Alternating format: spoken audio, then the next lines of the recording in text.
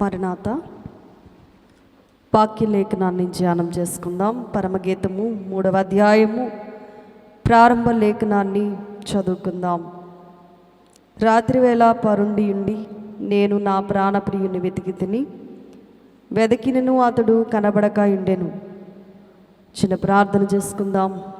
మహోన్నతుడా, సర్వోన్నతుడా, సర్వములో సర్వమైన సర్వశక్తి సంపన్నుడైన తండ్రి, స్తుతులకు పాత్రుడా, సింహాసనం ఆసీనుడా, నీ ఘనమైన శ్రేష్టమైన నామమును బట్టి వందనములు, స్తోత్రములు. సిలువను ధ్యానించడానికి సిలువ నీడలోనికి వచ్చిన మాతో మీరు మాట్లాడమని, మా అలసట తీర్చుకునే భాగ్యం దయచేయమని సిలువ నాదుడైన యేసుక్రీస్తు వారి ఉన్నత నామమందు ప్రార్థించి బ్రతిమలాడి వేడుకుంటున్నాను పరమ తండ్రి, ఆమేన్. పరిశుద్ధ లేఖనములో నుండి నేటి దినము పరమగీతము 3వ అధ్యాయము ప్రారంభ వచనములో ఉన్న మాటలు ధ్యానం చేసుకుందాం.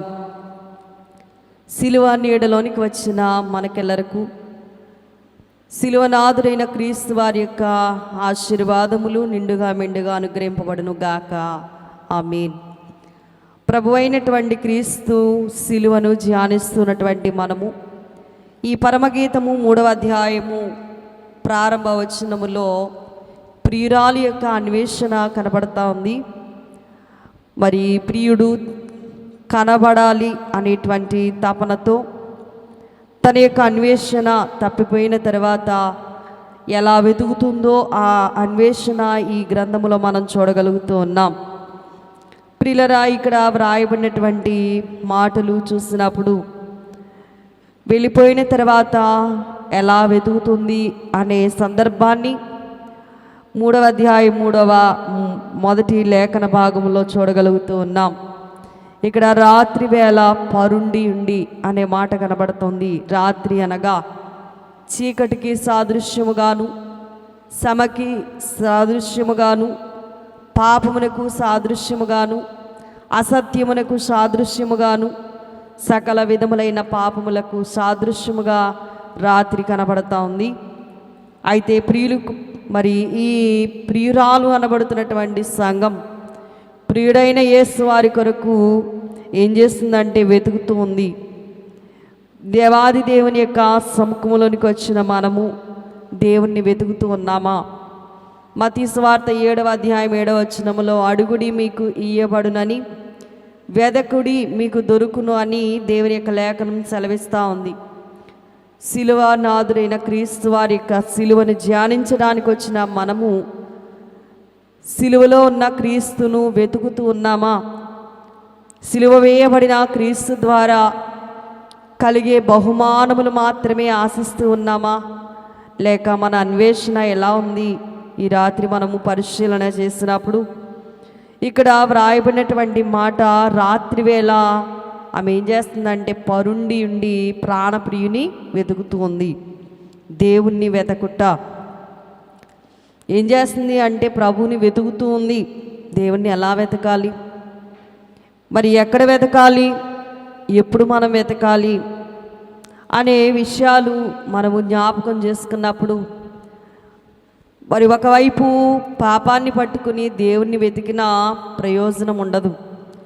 అలా ఒకవేళ ఒక ధరిని పాపాన్ని కలిగి దేవుణ్ణి వెతుకుదాం అనుకున్నా కూడా దేవుడు దొరికేవాడు కాడు. మనం ఏమై ఉన్నామో ప్రియులరా, దానిని బట్టి దేవుణ్ణి మనము వెతికేవారమై ఉండాలి. మనందరి కొరకు సిలువలో త్యాగం చేసిన క్రీస్తు యొక్క ప్రేమను ఎరిగిన వారమైతే ఆయన్ని మనము వెతికే వారంగా ఉంటాం. దేవాది దేవుని యొక్క సన్నిధానములోనికి వచ్చిన మనము ఆయన్ని వెతికే వారంగా ఉండాలి. ఎక్కడ ఆయన దొరుకుతాడు అని అంటే ప్రియులరా, వాక్య లేఖనములో వ్రాయబడినటువంటి మాటను మనం చూస్తే యెషయా గ్రంథము 50వ అధ్యాయములో వ్రాయబడినటువంటి మాటలు మనము చూడగలుగుతూ ఉంటాం. ఆయన సమీపముగా ఉండే దేవుడు, లేక ఆయన సమీపముగా ఉండగానే మనం ఆయన్ని ఏం చేయాలంటే వెతకాలి అనే మాట గ్రంథములో వ్రాయబడి ఉన్నది.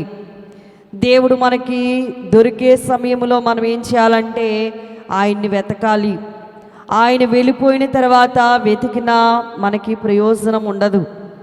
కనుక ప్రియులరా, దేవుడు మనకి దగ్గరగా వచ్చినప్పుడు, దేవుడు మనలను కావాలని, మనతో ఉండాలని ఇష్టపడి వచ్చినప్పుడు ఆయన్ని మనం ఏం చేయాలంటే వెతికే వారముగా ఉండాలి. దేవుని యొక్క సన్నిధానములోనికి కూడి వచ్చిన మనం అందరం కూడా దేవుని వెతికే పనిలో ఉన్నామా లేక లోకాన్ని వెతుకుతూ ఉన్నామా ఆలోచన చేసుకోవాల్సిన వారమై ఉన్నాం. ఇక్కడ ప్రియులరా, ఎక్కడ వెతకాలి అంటే ఆయన ఉన్న చోటే వెతకాలి, కానీ లేని చోట వెతకకూడదు. ఆయన ఎక్కడ ఉండడు అంటే పాపమున్న చోట ఆయన ఉండలేడు. కాబట్టి మనము పాపాన్ని విడిచిపెట్టి ప్రత్యేక స్థలములోనికి ప్రత్యేకముగా వచ్చినప్పుడు దేవుడు ఖచ్చితంగా మనకి కనబడే దేవుడై ఉన్నాడు. అందుకనే లోపల పాపాన్ని దాచుకుని ప్రభుని వెతికిన ప్రయోజనం ఉండదు. ప్రియులరా, ఎలాంటి వారైనా కానీ పాపాన్ని విడిచిపెట్టినప్పుడే దేవుడు మనకి కనబడతారు. అందుకే హృదయ శుద్ధి గలవారు ధన్యులు, వారు దేవుణ్ణి చూస్తారు అనే మాట మనకి కనబడతా ఉంది. వెతికేటప్పుడు హృదయం శుద్ధిగా ఉండి ప్రభుని మనం ఏం చేయాలంటే వెతికే పనిలో ఉండాలి. అప్పుడు ఖచ్చితంగా దేవుడు మనకి ఆగపడతారు. యెషయా గ్రంథం మనలో మరి వ్రాయబడినటువంటి మాట 55వ అధ్యాయం 6వ వచనములో, యెహోవా మీకు దొరుకువ కాలమునందు ఆయనను వెదకుడి, ఆయన సమీపంలో ఉండగా ఆయనను వేడుకొనుడి అనే మాట మనము ఎరిగిన వారమై ఉన్నాము. దేవుడు దొరికే సమయములో లేక ఆ కాలమునందు ఆయనను మనము వెతకాలి. దేవుని యొక్క సన్నిధి జరుగుతూ ఉన్నప్పుడు, దేవుని కార్యక్రమము జరుగుతూ ఉన్నప్పుడు, దేవుని కొరకు ఒక ప్రత్యేకమైనటువంటి దినాన్ని మనము ఏర్పాటు చేసుకున్నప్పుడు దేవుని యొక్క సన్నిధానంలోనికి వచ్చి ఆయన్ని మనం ఏం చేయాలంటే వెతకాలి. ఇక్కడ సన్నిధి జరుగుతూ ఉంటే లోకంలో కూర్చుని, లోకం పనుల్లో కూర్చుని, లేక లోకపు తలంపుల్లో నిమగ్నమైపోయి దేవుణ్ణి నేను వెతుకుతున్నాను అని అంటే అది తప్పు పద్ధతి. కాబట్టి మనం ఎక్కడ వెతకాలి అంటే ఆయన దొరికే మరి స్థలములోనే మనం ఆయన్ని వెతికే వారంగా ఉండాలి. ఆయన మనకి సమీపముగా ఉన్నప్పుడే ఆయన్ని మనము వేడుకునే వారంగా ఉండాలి. అయితే దేవుని యొక్క లేఖనం మాట్లాడుతున్నటువంటి మాట ఏమిటి అని అంటే, ప్రియులరా, మనమందరము ఏమై ఉన్నాము అని అంటే ఈ లేఖన భాగములో రాత్రి వేళ పరుండి ఉండి ఈమె ప్రాణప్రియుని వెతుకుతూ ఉంది. అయితే దేవుని యొక్క లేఖనం ఏం చెప్తుంది అని అంటే, దశలోనికెలకు రాసినటువంటి పత్రిక భాగము, మొదటి దశలోనికెలకు రాసినటువంటి పత్రిక 5వ అధ్యాయము 5వ లేఖనాన్ని మనము పఠించినప్పుడు, మీరందరూ వెలుగు సంబంధులను పగటి సంబంధులనై ఉన్నారు, మనము రాత్రి వారము కాము చీకటి వారము కాము అని చాలా స్పష్టంగా వాక్యం సెలవిచ్చినట్లుగా మనం చూడగలుగుతూ ఉన్నాం. మనమందరం ఏమి కలిగి ఉన్నామంటే వెలుగు సంబంధులమై ఉన్నాము, పగటి సంబంధులమై ఉన్నాము. అంతేగాని మనము రాత్రి వారము కాము చీకటి వారము కాము. మరి మనము ప్రియులరా చీకటి పనులు కలిగిన వారము కాము, రాత్రికి సంబంధించిన వారము కాము. గనుక మనము వెలుగు సంబంధులముగా వెలుగును మాత్రమే మనము వెతికే వారంగా ఉండాలి. ఆయన మన కొరకు వెలుగుగా ఈ లోకములోనికి వచ్చారు. అందుకని ఆయన అంటున్నాడు, యోహాను సువార్త పాఠ్యములో మనం ఆలోచన చేసినప్పుడు యోహాను సువార్త 8వ అధ్యాయము 12వ లేఖనములో ఆయన అంటున్నాడు, నేను లోకమునకు వెలుగునై ఉన్నాను అని అంటున్నాడు. లోకానికి దేవుడు ఎలా ఉన్నాడంట? వెలుగుగా వచ్చాడు. నేను లోకమునకు వెలుగును, నన్ను వెంబడించువాడు చీకటిలో నడవక జీవపు వెలుగు కలిగి ఉండునని వారితో చెప్పాను. చీకటిలో నడిచే వారంగా మనం ఉండాలని ప్రభు ఇష్టపడడం లేదు, కానీ ఆయనలో ఉన్న వెలుగును మనలోనికి ఆయన తీసుకుని వచ్చిన కారణాన మనం కూడా ఏమై ఉన్నామంటే వెలుగు సంబంధులమై ఉన్నాము. ఆయన్ని కలిగి ఉన్నాము గనక, ఆయన్ని వెతుకుతున్నాము గనక, ఆయన పనిలో ఉన్నాము గనక మనము కూడా వెలుగు సంబంధులమై ఉన్నాము, చీకటి వారము కాము కాలేము. ఇక అందుకని మత్తయి సువార్తలో వ్రాయబడినటువంటి మాటను మనము పరిశీలన చేసినప్పుడు, మత్తయి గారు రాసినటువంటి మరి సువార్తలో 5వ అధ్యాయం 14వ వచనంలో, మీరు లోకమునకు వెలుగై ఉన్నారు. మరి లోకానికి మనం కూడా ఏమై ఉన్నామంట? వెలుగై ఉన్నాము. ప్రభు ఏమై ఉంటే మనం కూడా అది అయ్యున్నామని ప్రభు మాట్లాడుతూ ఉన్నవారై ఉన్నారు. ఆయన వెలుగు, మనం కూడా వెలుగు సంబంధులమై ఉండాలి. వెలుగుతో మాత్రమే మనం సంబంధం కలిగి ఉండాలి. చీకటితో మనకి ఎటువంటి సంబంధం ఉండకూడదు. చీకటి మనలను ఆవరించకూడదు. చీకటి అనగా అసత్యంగా మనం ఉండకూడదు. చీకటి అనగా పాపములో మనం ఉండకూడదు. చీకటి అనగా పిల్లరా శ్రమలు లేక మరి అలాంటి లోకానుసారమైనటువంటి వాటిలో మనము ఉండకూడదు అనేటువంటి మాట ఇక్కడ ప్రస్తావన చేయబడుతూ ఉంది. దేవుని యొక్క సన్నిధానములోనికి వచ్చిన మనము చీకటి పనులు కానీ, చీకటి సహవాసం కానీ, చీకటి సంబంధంగా కానీ మనం ఉండకూడదని దేవుడు మన కొరకు వెలుగుగా ఈ లోకంలోనికి వచ్చాడు. మనలను వెలుగుగా మార్చివేశారు. ఆయనలో ఉన్న వెలుగు మనం పొందుకోవడాన్ని బట్టి ఆయనలో ఉన్నటువంటి వెలుగు మనకి ఏమిస్తుందంటే జీవపు వెలుగును మనం కలిగి ఉన్నాము. దేవునిలో ఉన్న వెలుగు మనకి ఏమిస్తుంది అని అంటే జీవపు వెలుగు. మరి ఈ జీవము కలిగినటువంటి దేవాది దేవుని నమ్ముకున్న కారణాన మనలోనికి కూడా ఈ జీవపు వెలుగు మరి లోపలికి వచ్చినట్లుగా చూడగలం. అయితే ఈ పరమగీతములో 2వ మాట పరుండి ఇండుట. ఏం చేస్తుందంట ఈమె అంటే పరుండి ఇండుట అనేది సోమరితనానికి గుర్తుగా కనబడతా ఉంది. సోమరితనం పడుకునేవాడు ఏం చేస్తున్నాడంటే సోమరివాడిగా ఉన్నాడు. ఇంకా చెప్పాలి అని అంటే పడుకునేవాడు మరి తలంపుల్లో కూడా మరి వాడు ఎలాంటి క్రియలు కలిగి ఉన్నాడో లేఖనాలు బాగా స్పష్టంగా కనబడతా ఉన్నాయి. యోనా గ్రంథంలోనికి మనం వెళ్ళినప్పుడు యోనా గ్రంథములో దేవుడు అమిత్తయి కుమారుడైనటువంటి యోనా గారికి ప్రత్యక్షమై దేవుడు మాట్లాడారు. నేను నినివే పట్టణస్థులైన వారిని చూశాను. ఆ పట్టణం యొక్క దుస్థితి భయంకరంగా ఉంది. పాపములో వారు ఉన్నారు. కాబట్టి వారి ఉన్న పాపమును విడిచిపెట్టి వారు మారు మనసు పొందాలని నేను నిన్ను అక్కడికి పంపించడానికి ఇష్టపడుతూ ఉన్నాను అని ప్రభు చెప్పగా ఈ అమిత్తయి కుమారుడైన యోనా ఏం చేశాడు అని అంటే మరి ఆ పట్టణానికి వెళ్ళడం ఇష్టం లేక ఒకటి పారిపోయిన వాడిగా కనబడతా ఉన్నాడు.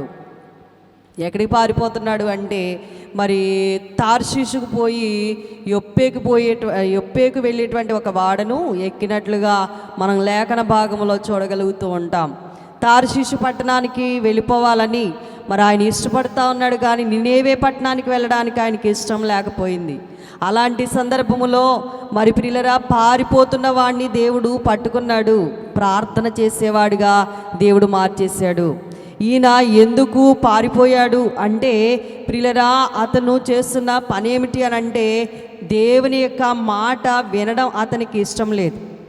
దేవుని మాట వినడం ఇష్టం లేదు. కారణం ఏంటంటే దేవుడు చెప్పింది ఒక్కొక్కసారి గడ్డుగాను చాలా కష్టతరంగాను అగపడేటప్పుడు చాలామంది నొచ్చుకుని దేవుని యొక్క మాటను పెడచెవిని పెడతారు. యోనాతో దేవుడు చెప్పిన మాట కూడా యోనాకి ఇష్టం లేదు. అందుకారణాన తను ఎంచుకొని ఏం చేస్తున్నాడంటే దేవుని మాట కాదని తను ఒక పట్టణాన్ని ఎంచుకొని అతడు అందులో ప్రయాణం చేస్తున్నట్లుగా మనం చూడగలుగుతూ ఉన్నాం. ప్రారంభ అధ్యాయములో తర్షీషుకు వెళ్ళిపోవాలి అనేటువంటి మరి మాట మనకి కనబడతా ఉంది. యొప్పేకు పోయాడు. అక్కడ నుండి తర్షీషుకు పోవడానికి వాడ కూడా ఎక్కాడు. అయితే దేవుడు విడిచిపెట్టాడు అనే విషయం మరి ఈయన తెలుసో తెలియదో తెలియదు, కానీ ఆయన ఏం చేస్తున్నాడు అని అంటే నేను మరి దేవుని యొక్క మాట వినడం నాకు ఇష్టం లేదు అన్నట్లుగానే ప్రయాణం చేస్తూ ఉన్నాడు. కారణం ఏంటి అని అంటే నినేవే పట్టణస్థులు దుర్మార్గులని ప్రభు తెలియజేసిన వారై ఉన్నారు. నినేవే పట్టణస్థులు దోషం చేసిన వారని, దేవుని దృష్టికి ఘోరమైన పనులు అక్కడ జరుగుతున్నాయని, మరి అక్కడ దానికి దుర్గతి కలుగును అని దేవుడు ప్రకటింపగా దేవుని సన్నిధిలో నుండే అతడు మరి పారిపోవడానికి ప్రయత్నం చేస్తున్నాడు. పారిపోతున్న వాడిని దేవుడు ఎలా పట్టుకున్నాడో మనం ఎరిగిన వారమై ఉన్నాం. పారిపోతూ ఉన్నవాడు వాడెక్కి ఏం చేస్తున్నాడంటే నిద్రపోతూ ఉన్నాడు.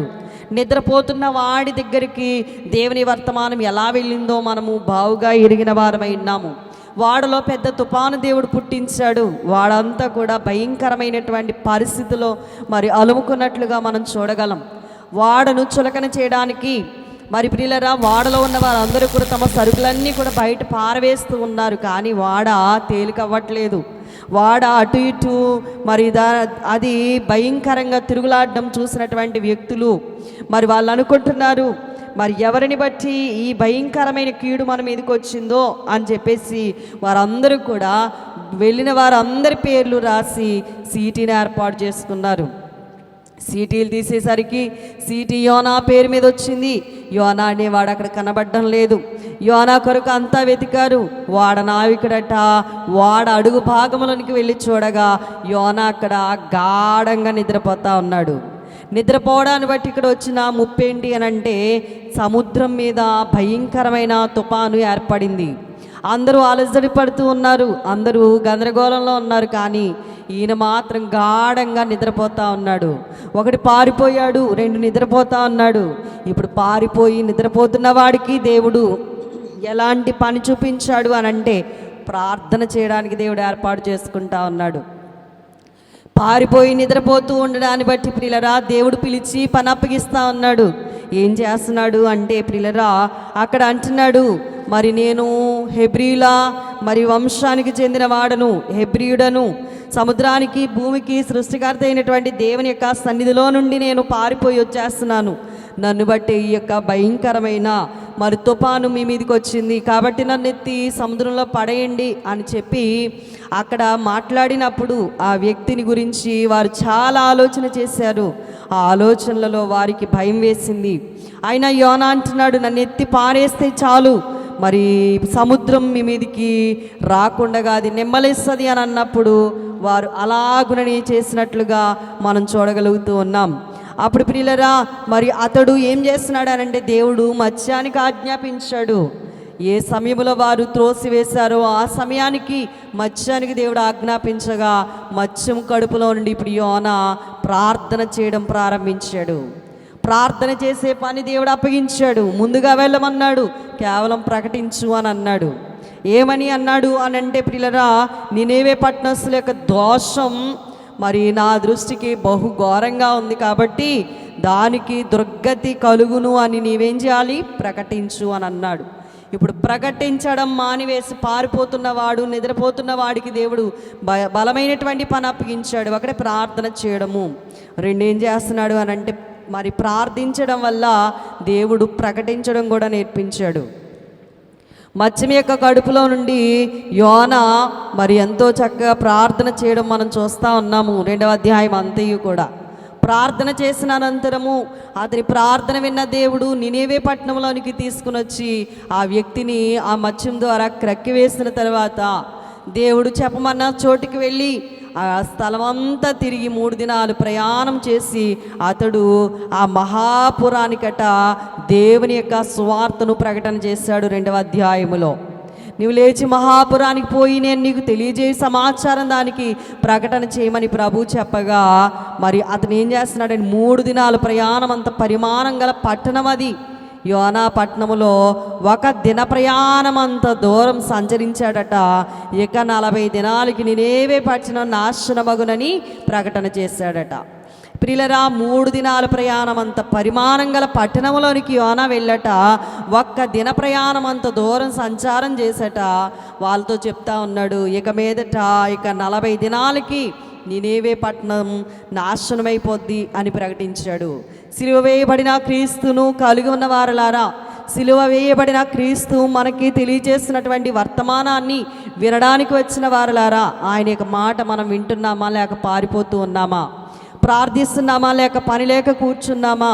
ఈ లేఖనాన్ని బట్టి యోనాని బట్టి మనం నేర్చుకోవాల్సిన పాఠం, సిలువ వేయబడిన క్రీస్తు వారు నీ కొరకు నా కొరకు ప్రాణమర్పించినటువంటి సంగతి మరిచి ఇష్టానుసారంగా తిరుగులాడుతూ ఉన్నామా, నిద్రపోతున్నామా, పారిపోతున్నామా, లేక దేవునికి నచ్చినట్లుగా మనం చేస్తూ ఉన్నామా? ఆలోచన చేయవలసిన వారమై ఉన్నాము. అయితే ప్రియులరా ప్రకటించిన తర్వాతట యోనా అనుకుంటున్నాడు ఇక పట్టణం నాశనం అయిపోద్ది అని. అయితే నాశనం చేయక దేవుడు ఏం చేశాడంటే ఆ పట్టణం మీద కరుణ చూపిస్తూ ఉన్నాడు. కారణం ఏంటి అని అంటే అతడి ప్రకటన చేసిన తర్వాత ప్రకటన విన్న వారు అందరూ మార్పు చెందారు. ఈ రోజున యేసు వారి యొక్క వార్త మనం చెప్పలేకపోతూ ఉన్నాము, కానీ చెప్పిన తర్వాత కఠినులైనా కూడా దేవుడు మార్చే అనుభవం కలిగిన వాడు. దేవాది దేవుని యొక్క సన్నిధానములో మనము ప్రకటించవలసిన వారమై ఉన్నాం, ప్రార్థించవలసిన వారమై ఉన్నాం. అంతేగాని పారిపోయి నిద్రపోయే వారంగా ఉండకూడదు, సోమరులుగా ఉండకూడదు. ప్రకటన చేసిన తర్వాత మూర్ఖుల నోరు కూడా దేవుడు ముయించగలరు అన్న వర్తమానాన్ని ఇక్కడ యోనా ద్వారా మనము నేర్చుకుంటా ఉన్నాం.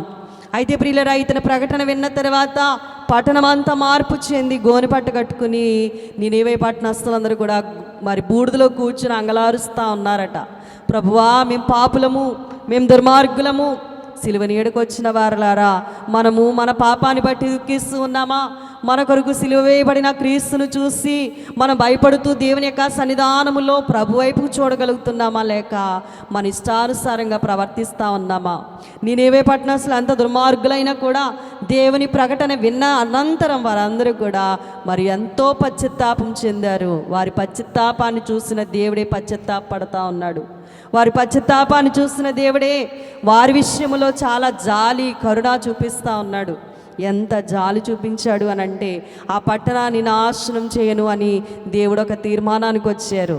ఇది చూసిన యోనాకి మరి ప్రియులరా కోపోద్రేకుడైపోయాడు, చింతాక్రాంతుడైపోయాడు, బాధతో ఉన్నాడు. నాకు నీ సంగతి నాకు తెలియదా అన్నట్లుగా దేవుని మీద తిరుగుబాటు చేస్తూ ఉన్నాడు. 4వ అధ్యాయం ప్రారంభవచనంలో కోపగించుకున్నాడు. మరి దేవుడి గురించి అంటున్నాడు, నీవెలాంటి వాడవో నాకు తెలుసు, నేను నా దేశంలో ఉండగానే నీవెలాంటి వాడవో నాకు తెలిసే నేను ఆ పట్టణానికి వెళ్ళకూడదని నిశ్చయం చేసుకున్నాను అని అంటున్నాడు. దేవుడు ఎలాంటి దేవుడు అనంటే, మన దేవుని గురించి మనము బావుగా ఎరిగిన వారమైతే మరి యోనా అన్నట్లుగా దేవుడు నిజంగా కృప కలిగిన దేవుడు, ప్రేమ కలిగిన దేవుడు. అందుకనే ఆయన అంటున్నాడు, నీవెలాంటి వాడవో నాకు తెలుసు అని దేవునితో అతను మాట్లాడుతూ ఉన్నాడు. అత్యధిక ప్రేమా స్వరూపి అయినా దీర్ఘ శాంతాపరుడు, అత్యధిక ప్రేమా స్వరూపి అయినా దీర్ఘ శాంతాపరుడు, నీచమును వ్యాజ్యంబు జేయాడు, ఆ కృపోన్నతుడు నీపై ఎప్పుడు కోపముంచాడు, ఆ కారణముచే దేవ సంస్తుతి చేయవే మనసా. అత్యధిక ప్రేమాస్వరూపి ఆ విషయాన్ని ఇక్కడ యోనా తెలియజేస్తా అంటున్నాడు. యెహోవా, నేను నా దేశమందుండగా ఇట్లు జరుగునని నేను అనుకుంటుని కదా, అందువల్లనే నీవు కటాక్షమును జాలియును బహుశాంతమును అత్యంత కృపయు గల దేవుడవై ఉండి పశ్చాత్తాపడి కీడు చేయక మానుదు అని నేను తెలుసుకొని దానికి ముందుగానే తర్షీషుకు పారిపోతుని. తన గడుస్తనాన్ని వ్యక్తపరుస్తూ ఉన్నాడు. తనలో ఉన్నటువంటి గడుస్తనాన్ని ఎలా వ్యక్తపరుస్తూ ఉన్నాడంటే, నీవెంత గొప్ప దేవుడవో, నీవెంత శక్తివంతుడవో, నీవెంత అత్యంత కృపగలిగిన వాడవో, అలాంటి దేవుడవైన తండ్రివి అని నాకు తెలిసిన కనుకే నేను పారిపోయాను అని అంటున్నాడు. కోపగించుకుంటా ఉన్నాడు, చింతాక్రాంతుడవుతూ ఉన్నాడు, బహు బాధపడుతూ ఉన్నాడు. అలాంటప్పుడు ప్రియులరా, దేవుని యొక్క సన్నిధి అతనితో ఎలా మాట్లాడుతూ ఉందో ఈ లేఖనముల భాగంలో మనం చూడగలుగుతా ఉన్నాం. ఏమంటున్నాడు అని అంటే, యోనా, నేను ఇక బ్రతుకుట కంటే చచ్చుట నాకు మేలు అని అంటున్నాడు. దేవా, నీ సన్నిధిలో నన్ను జ్ఞాపకం చేసుకుని నన్ను చంపేయి అని చెప్పి దేవునికి మరలా మనవి చేస్తూ ఉన్నాడు. నిజంగానే దేవుడు అత్యంత కృప కలిగిన దేవుడు. యోనా గారి యొక్క ప్రకటన వినగానే ప్రజానేకమంతా కూడా, రాజు మొదలుకొని అందరూ కూడా, ఆ దేశమందున్న ప్రతి ఒక్కరూ కూడా మరి వారందరూ గోని పట్టు కట్టుకోవడం చాలా విచిత్రంగా మనకి కనబడుతూ ఉంది. ప్రియులరా, రాజవస్త్రాలు తీసివేసి రాజు అలా కూర్చునేసరికి అందరూ కూడా గొనులేంటి అలుపులేంటి అందరూ ఉపవాసం చేశారు, అందరూ గోని పట్టు కట్టుకున్నారు, అందరూ బూడిదలో కూర్చున్నారు.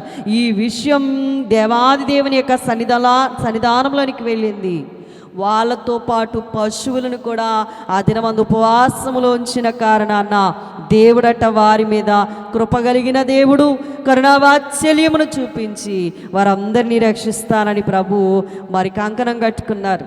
ఈ విషయానికి యోనా కోపం వచ్చి ఒక చోటుకి వెళ్ళి ఏం జరుగుతుందా అని చెప్పట ఆ సమయంలో అతడు వేచి ఉన్నాడట. అసలు దేవుడు ఏం చేస్తాడు అని చెప్పేసి అలాంటి సమయంలో ప్రియులరా అతనికి మొండుటెండ మరి కలిగిన కారణాన దేవుడు ఒక సొర చెట్టుకు ఆజ్ఞాపించాడు. సొర చెట్టు అప్పటికప్పుడే మొలిపించాడు. సొర చెట్టు నీడన హాయిగా కూర్చుని ఏమవుతుందా అని చూస్తున్నాడు. మరుసటి దినాన అదే సొర చెట్టు మీదకి ఒక పురుగును కూడా దేవుడు రప్పించాడు. అప్పుడు అంటున్నాడు, మరలా నేను బ్రతకడం కంటే చావడం మేలు అని అంటున్నాడు. కోపముతో మాట్లాడుతూ ఉన్నాడు. అలాంటి వాడితో దేవుడు మాట్లాడుతూ ఉన్నాడు. చక్కని పాఠం నేర్పిస్తూ ఉన్నాడు. యోనా, సొర చెట్టుని వేసావా? యోనా అంటున్నాడు, నేను ఎందుకు వేసాను? నేను వేయలేదు. మరి వెయ్యని దానికి నీకెందుకు అంత బాధ? సొర చెట్టు నీది కాదు, నీవు వేయలేదు. మరి అది నీ తలకి నీడొచ్చేటట్టుగా చేసింది నేనే, దాన్ని తీసేసింది నేనే. ఈ సొర చెట్టు పోతేనే నీకు అంత బాధగా ఉంది. నినేవే పట్టణంలో 120,000 మంది మరి ప్రజలు ఉన్నారు. వారందరినీ ఒకేసారి నాశనం చేయాలంటే నాకు మనసు ఎలా వస్తుంది?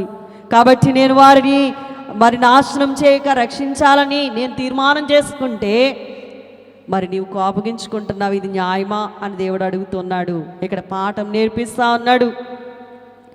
శ్రమలో ఉన్న వారికి కావాల్సింది ఏంటంటే ఆదరణ కావాలి. శ్రమలో ఉన్న వారికి ఆదరణ.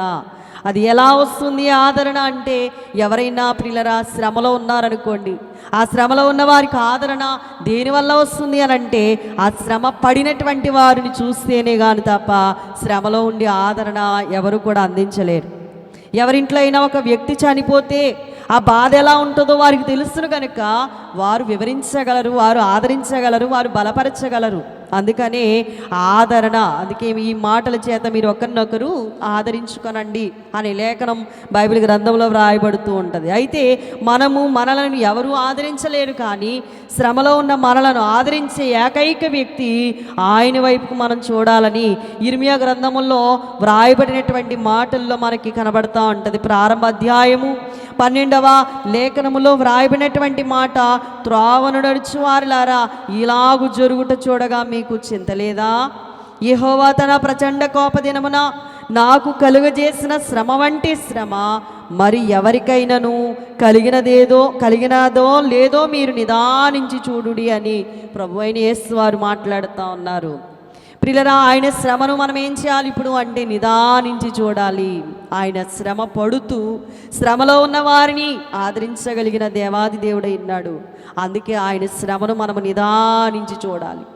ఆయన నిదానించి చూస్తే మనం పొందుతున్న ఈ శ్రమ చులకనైన శ్రమ అని, చాలా స్వల్పమైన శ్రమ అని మనకు అర్థమవుతుంది. మన శ్రమల్లో మనము ప్రియులరా బాధపడుతూ ఉంటాం, కానీ మన శ్రమలు అన్నీ కూడా చిన్న చిన్న శ్రమలై ఉన్నవి. ప్రభువు పొందే శ్రమ ముందు మన శ్రమ చాలా స్వల్పం. కాబట్టి ప్రియులరా, ఆయనను మనము తేరి చూడాలి, నిదానించి చూడాలి. ఆయన శ్రమ భయంకరమైన శ్రమ. అలాంటి శ్రమ ఎవరు పొందలేనిటువంటి శ్రమ. అందుకనే వాక్యం సెలవిస్తున్న మాట, యెహోవాకు కూడా ఇష్టం ఆయన శ్రమ పడ్డం, ఆయన నలగొట్టబడ్డం, ఆయన మరణించడం. యెహోవా దేవునికి ఇష్టమాయను, లేకపోతే మన పాపులమైన మనకి రక్షణ ఉండదు. అందుకే ఆయన శ్రమను మనం నిదానించి చూడాలట. నిదానించి చూస్తే ఆ శ్రమ యొక్క ప్రతిఫలం ఏమిటో మనకి అర్థమవుతుంది. పరుండియుండుట. ప్రియులరా, చాలామంది సోమరులుగా పరుండి ఉన్నారు, కానీ మనం అలాంటి సోమరితనం కలిగిన వారంగా ఉండకూడదు. కానీ దేవుని సన్నిధిలో ప్రియురాలు మాట్లాడుతున్నటువంటి మాటల్లో మనము ఆలోచన చేసినప్పుడు, రాత్రి వేళ పరుండి ఉండి నేను నా ప్రాణ ప్రియుని వెతికిన అతడు నాకు కనబడలేదు. వచ్చినప్పుడు పట్టుకోవడం మానివేసి వెళ్ళిపోయిన తర్వాత వెతికితే ప్రయోజనం ఉండదు. అందుకే సమీపముగా ఉండగానే ఆయన మనం పట్టుకోవాలి. ఆయన దొరికేటప్పుడే మనం పట్టుకోవాలి. ఆయన మన దగ్గర ఉండగానే ఆయన మనం పట్టుకోవాలి. యాకోబు దగ్గరికి దేవుడు రాగానే తొడగూటి నరం వసిలిపోయినా పర్వాలేదనుకున్నాడు, కానీ పట్టు విడిచిపెట్టలేదు. దేవాది దేవుడు అని తెలియగానే కాళ్ళ ఏళ్ళ పడి గట్టిగా పట్టుకున్నాడు, కానీ విడిచిపెట్టే యత్నం చేయలేదు. కాబట్టి ప్రియులరా, పరుండిని వెతకడం కాదు, కానీ దేవుని సన్నిధానంలోనికి వచ్చిన మనము ఇక్కడ దేవుణ్ణి మనం బావుగా మన అన్వేషణలో ఆయన దొరికే దేవుడై ఉన్నాడు గనక బాగుగా మనం వెతకాలి, వెతికిన తర్వాత పట్టుకోవాలి. ఇలా చూసుకుంటూ ఉంటే బైబిల్ గ్రంథంలో ఎన్నో మాటలు మనకి కనబడుతూ ఉంటాయి. కాబట్టి మన స్థితిలో మనం ఏమై ఉన్నామో, మరి పడుండి ఒకవేళ లోకానుసారంగా సోమరులముగా ఉన్నామా, లేక మహిమ తలంపులు కలిగి వెతుకుతూ ఉన్నామా, దేవుని లేఖనాన్ని బట్టి ఆలోచన చేసుకుంటూ అర్థం చేసుకుంటూ ప్రభు సన్నిధిని గట్టిగా దేవుని యొక్క సన్నిధానంలో కూర్చున్న మనము మరి ఆలోచన చేసుకుని వెతుకుదాం, ప్రభుని గట్టిగా పట్టుకుందాం.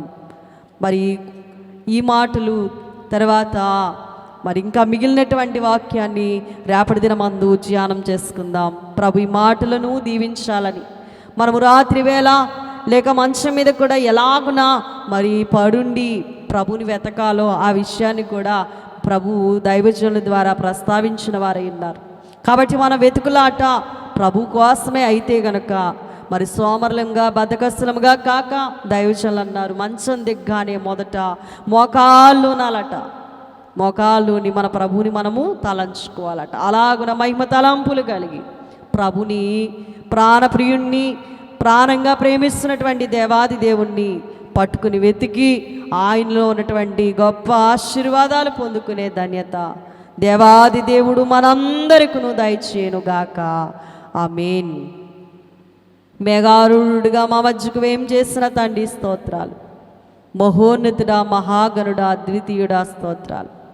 నీ సన్నిధి కాంతి నా మీద మా మీద ప్రకాశింపజేసి మేము ఎలాగును నిన్ను వెతకాలో, ఎప్పుడు నిన్ను వెతకాలో దేవా, ఇదిగో తండ్రి ఎలా వెతికితే నువ్వు మాకు దొరుకుతావో దేవా, ఆ యొక్క మాటల్లో ప్రభా మేము కూడా నిన్ను అన్వేషిస్తూ నీ బంగారు పాదాల దగ్గరికి చేరడం మేము, సిలువను ధ్యానిస్తూ మేము సిలువ వైపు చూస్తూ నిదానించి చూస్తూ నీవిచ్చేటువంటి ఆశీర్వాదాలు పొందుకునే భాగ్యం, నిన్ను చూసే భాగ్యం, నీతో సహవాసం చేసే భాగ్యం మా అందరికీ దయచేయమని సిలువనాథుని యేసుక్రీస్తు వారి ఉన్నత నామమందు ప్రార్థించి బ్రతిమలాడి వేడుకుంటున్నాను పరమ తండ్రి. ఆమేన్. మీ అందరికీ మరణాత.